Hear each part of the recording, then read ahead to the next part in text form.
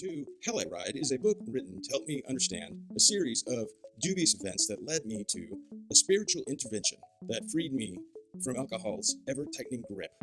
As hard as reliving some of these parts of my life was, most of which at first were sprinkled in booze, then drowning in it, followed by describing my experience in Telluride that changed everything, attempting to clarify what exactly I expected to gain from writing a book about it all in the first place proved to be impossible.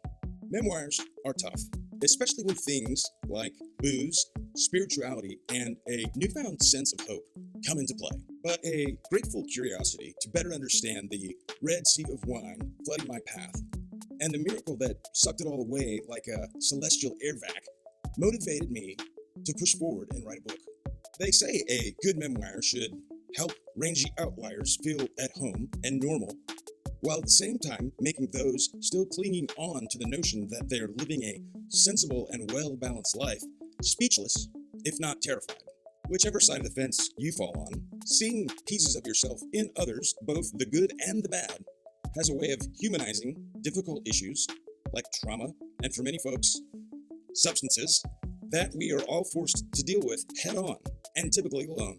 And so once I recognized my story might help anybody out there who's going it alone, the previously untapped sources of energy became readily available and helped me push through. I'm excited and, to be honest, a little nervous and intimidated to introduce my story into the well-established and acclaimed literary canon focused on booze, life-changing books like Blackout by Sarah Hepola,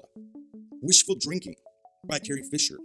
and, of course, the holiday classic, Leaving Las Vegas, a novel written by John O'Brien, then brought to bone-chilling life by Nicolas Cage in his beautiful prime.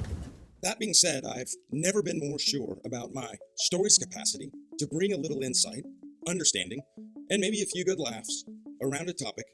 drinking, that deeply affects us all in one way, shape, or form. I am deeply humbled and honored that you are taking the time out of your life to read my book.